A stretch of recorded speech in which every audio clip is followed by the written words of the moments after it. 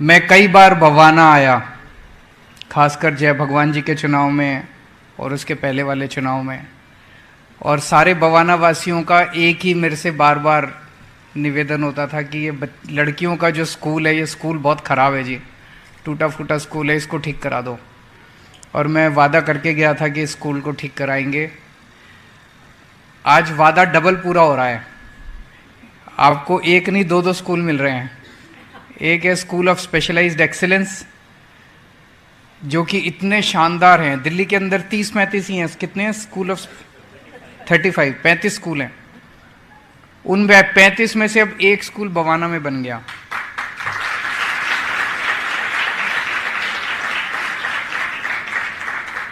इस school of specialised excellence में admission लेने के लिए मार होती है। मेरे ख्याल से 1 लाख बच्चे बैठते हैं और कुछ चंद हजार बच्चों का एडमिशन होता है इसमें, इस स्कूल में। वो एक स्कूल, इतना शानदार स्कूल, जिसमें प्राइवेट स्कूल, बड़े बड़े प्राइवेट स्कूलों से नाम कटा कटा के बच्चे इसमें आते हैं, वो आपके बवाना में बन गया।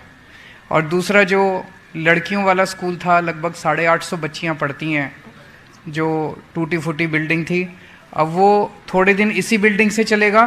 फिर जो सड़क के उस तरफ है, 5 एकड़ ज़मीन है, वहाँ पे आप लोगों के लिए एक शानदार स्कूल लड़कियों का वहाँ पे भी बनाया जा रहा है।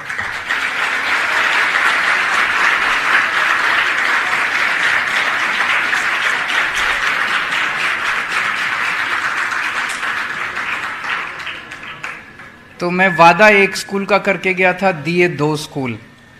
हम लोग जितने वादे करते हैं उससे डबल पूरे करते हैं।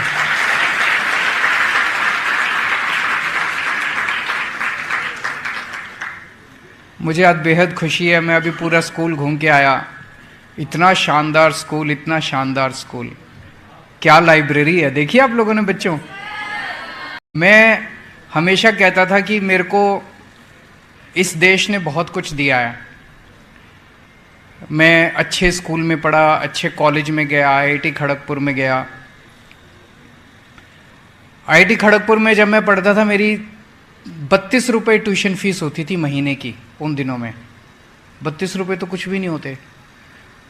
तो इसका मतलब, जबकि आईआईटी बहुत बड़ा इंजीनियरिंग इंस्टीट्यूट है, देश का सबसे बेस्ट कॉलेज माना जाता है इंजीनियरिंग का, तो 32 रुपये लेती थी सरकार। इसका मतलब क्या हुआ? इसका मतलब ये हुआ कि हमारा देश जो है वो मेरे ऊपर पैसे खर्च कर रहा था।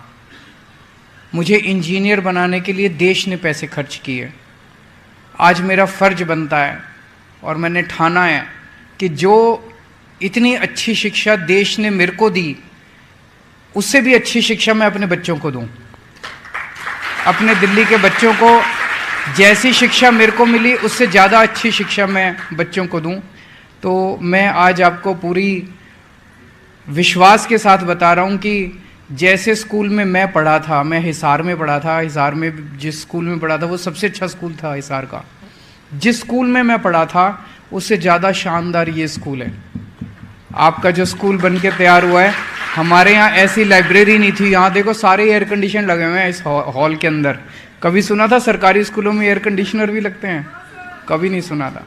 इतना शानदार ऑडिटोरियम, इतने शानदार क्लासरूम, इतनी शानदार लेबोरेटरी, इतना शानदार लाइब्रेरी। तो मैं एक चीज़ देख रहा हूँ कि सारी बच्चियाँ बहुत खुश हैं, सबके चेहरे पे खूब स्माइल आई हुई है। और सबको, बच्चों को भी बहुत बहुत बधाई और पेरेंट्स को भी बहुत बहुत बधाई इतना शानदार स्कूल मिलने के लिए।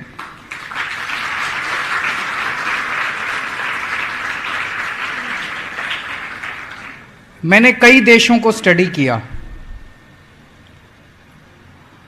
हमारा देश आज़ाद होने के बाद कई देश ऐसे हैं जो हमारे बाद आज़ाद हुए। जैसे सिंगापुर है, सिंगापुर 60s में आज़ाद हुआ, लेकिन आज हमसे आगे बढ़ गया। क्यों बढ़ गया? सिंगापुर में सबसे ज़्यादा उन्होंने महत्व दिया शिक्षा को।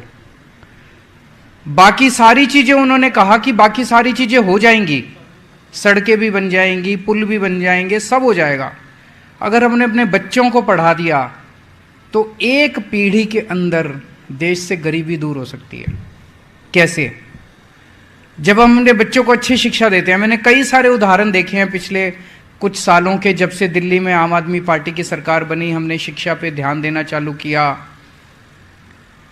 कई ऐसे बच्चे हैं जो स्कूल से निकले, कोई इंजीनियर बन रहा है, अब कोई डॉक्टर बन रहा है। जब शिक्षा खराब थी, सरकारी स्कूलों का बुरा हाल था, पढ़ाई होती नहीं थी और बच्चे, गरीब का बच्चा गरीब रह जाता था। बड़े बड़े स्कूलों में अमीर अपने बच्चों को भेजते थे, अमीर का बच्चा फिर अमीर बन जाता था।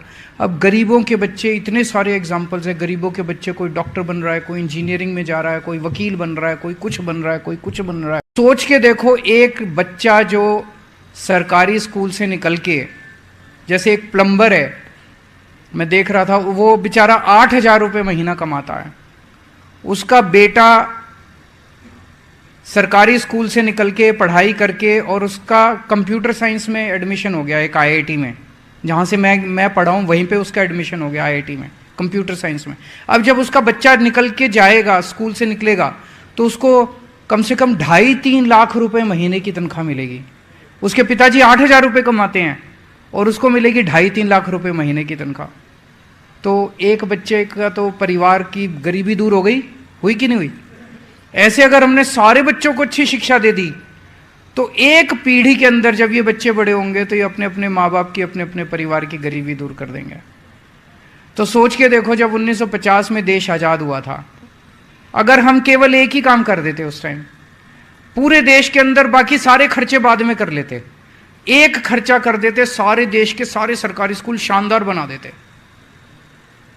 मुझे लगता है आते आते 1970 तक, अगर 1950 में ये कर दे, 1970 तक इस देश से गरीबी दूर हो जाती। बाकी तो ये बच्चे बड़े होकर अपने आप पुल बना लेंगे, अपने आप ये रेलवे भी बना लेंगे, सारी चीजें कर लेंगे ये बच्चे। अगर हमारे देश के बच्चों के ऊपर हम, कई सरकारें कहती हैं इतना पैसा कहाँ से लाएं, इतना पैसा खर्चना पड़ेगा। अरे पैसा तो सबके पास है, ये डिसाइड करना है कि खर्चा किस चीज पे करना है। कोई हमारे पास ज्यादा पैसा थोड़ी है दिल्ली में, दिल्ली सरकार के पास भी उतना ही पैसा है जितना बाकी सरकारों के पास है। हमारा मन ये कहता है, हमारा दिल ये कहता है कि अगर शिक्षा में हमने पैसा खर्च कर दिया तो एक पीढ़ी के अंदर, कम से कम 10 से 15 साल के अंदर, इस देश की गरीबी दूर हो सकती है। ये पहले ही हो जाना चाहिए था, बहुत पहले हो जाना चाहिए था। दूसरी चीज, पीटीए तो होती है, आप लोगों के पेरेंट्स भी आते हैं, ये टीचर्स, लेकिन अब हम ये जानना चाहते हैं कि अब हम सुझाव लेना चाहते हैं। अब थोड़े दिन के अंदर सारे पेरेंट्स को बच्चों के थ्रू हम फीडबैक फॉर्म भेजेंगे। हम जानना चाहते हैं कि पेरेंट्स को क्या लगता है, क्या सुधार और होना चाहिए। कई बार छोटी छोटी चीज़ें होती हैं, वो छोटी छोटी चीज़ें सुधार कर दो तो उसका इम्पैक्ट बहुत बड़ा होता है, लेकिन हम तक पहुंचती नहीं बात। हमें पता नहीं चलता कि ये छोटी चीज़ कौन सी है, कौन सी प्रॉब्लम आ रही है, क्या है। तो सुझाव, अंग्रेजी में कहावत है, the wearer knows where the shoe pinches. तो अगर हम अब पूरे दिल्ली के अंदर सारे पेरेंट्स को फीडबैक के लिए लिखेंगे कि आप बताओ, क्या आपको लगता है कि आपके बच्चे की पढ़ाई में कुछ सुधार हुआ, क्या आपको लगता है कि स्कूल में कुछ सुधार हुआ, आपके हिसाब से और क्या क्या कर सकते हैं आपके बच्चे को अच्छी पढ़ाई देने के लिए, आपके हिसाब से और क्या क्या कर सकते हैं हम स्कूल को अच्छा करने के लिए। आप लोगों से हम सुझाव मांगेंगे और उन सारे सुझावों के बेसिस पे हम उसको और इम्प्रूव करने की कोशिश करेंगे। आज मनीष जी की बड़ी याद आ रही है।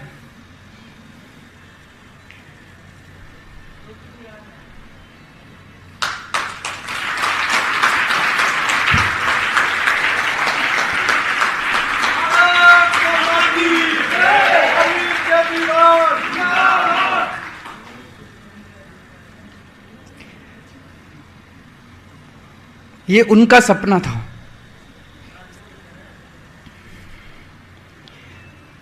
ये लोग चाहते हैं कि दिल्ली की शिक्षा क्रांति खत्म हो जाए, उसे खत्म नहीं होने देंगे।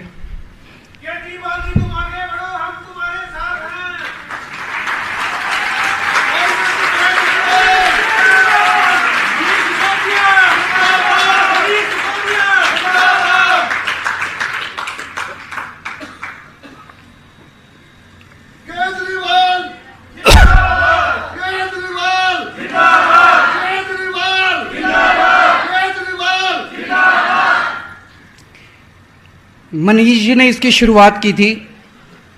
उनका सपना था कि हर बच्चे को अच्छी से अच्छी शिक्षा मिलनी चाहिए। इन्होंने झूठे सच्चे आरोप लगा के, फर्जी मुकदमे करके इतने अच्छे आदमी को इन्होंने इतने महीनों से जेल में डाला हुआ है। उनको लगा कि उनको जेल में क्यों डाला हुआ है, देश में इतने बड़े बड़े डाकू घूम रहे हैं, उनको नहीं पकड़ते। उनको मनीष सिसोदिया को जेल में इसलिए डाला हुआ है कि वो अच्छे स्कूल बना रहा है, बच्चों को अच्छी पढ़ाई दे रहा है। अगर आज मनीष सिसोदिया अच्छी पढ़ाई नहीं दे रहा होता, अच्छे स्कूल नहीं बना रहा होता, उसको जेल में नहीं भेजते, किसी हालत में जेल में नहीं भेजते। उनको तकलीफ हो रही है कि इस तरह से अच्छे अच्छे स्कूल बन रहे हैं, आम आदमी पार्टी का प्रचार हो रहा है चारों तरफ। मैं जहां भी जाता हूं पूरे देश के अंदर सब एक ही बात करते हैं कि जी स्कूल बड़े अच्छे बन गए दिल्ली के, स्कूल बड़े अच्छे बन गए दिल्ली के, बच्चों के नतीजे बड़े अच्छे आने लग गए, गरीबों के बच्चों को अच्छी शिक्षा मिलने लग गई। इसीलिए इनको तकलीफ हो रही है। अगर मनीष सिसोदिया जी शिक्षा पे आपके लिए काम नहीं करते, उनको जेल नहीं होती। तो हमें उनके सपने पूरे करने हैं, उनके काम को नहीं रुकने देना।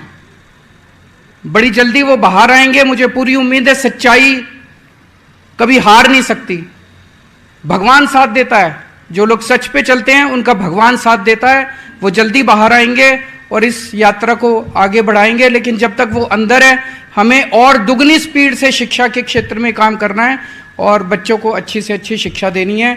मैं भगवान से प्रार्थना करता हूं कि आप सब लोग आगे बढ़ के खूब तरक्की करें, देश का नाम रोशन करें।